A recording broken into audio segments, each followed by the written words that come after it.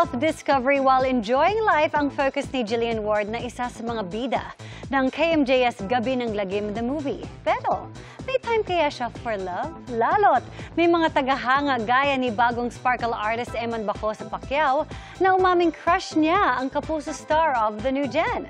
Ang mensahe sa kanya ni Jillian, alamin sa chika ni Nelson Canlas.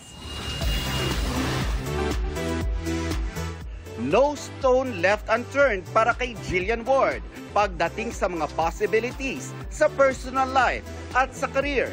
Lahat gustong subukan at bibihira ang kanyang tatanggihan. Sa ganitong paraan, mas marami raw siyang gustong madiscover sa sarili and life itself. Tulad na lang ng hiling ng maraming fans na maging house guest siya sa Pinoy Big Brother Celebrity Collab Edition 2.0. Game daw si Jill kahit pa housemate ngayon ang kapwa-kapuso young star na si Sofia Pablo.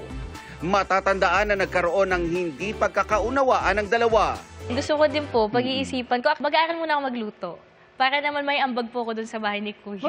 If ever man po na maging house guest ako, syempre gusto ko na meron po akong magawa for the teams. Wala ka bang iiwasan doon? Knowing na, of course, kilala mo ang mga nandun sa loob.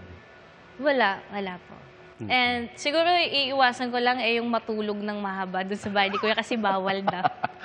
Recently, maraming fans ang kinilig dahil nabanggit ng bagong sparkle artist na si Eman Baco sa Pacquiao na crush niya si Jillian at gustong ma-meet ng young boxer ang kapuso star of the new gen.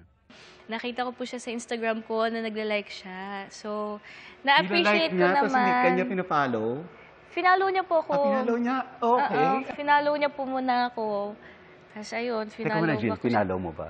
Finalo ako. Napapanood ko din po yung mga TikToks tungkol sa kanya na he's very godly, he's very nice. So, May message ka para kay Eman. Welcome to Sparkle. Welcome to GMA. And I pray na hindi ka magbago. I pray po na he stays true to himself and very godly. And may God bless him always. And sabi niya, sana magkita kami soon. So, ayun, I hope to see you soon din.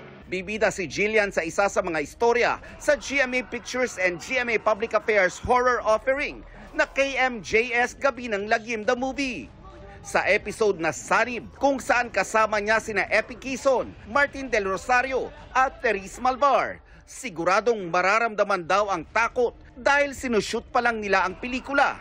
Kakaibang kilabot na raw ang bumalot sa set. Baka ino-overthink ko siya or baka, ayun nga po, anxious lang ako. Hindi ko po alam eh. Basta naramdaman ko po siya. Tapos, ayun, weird lang po.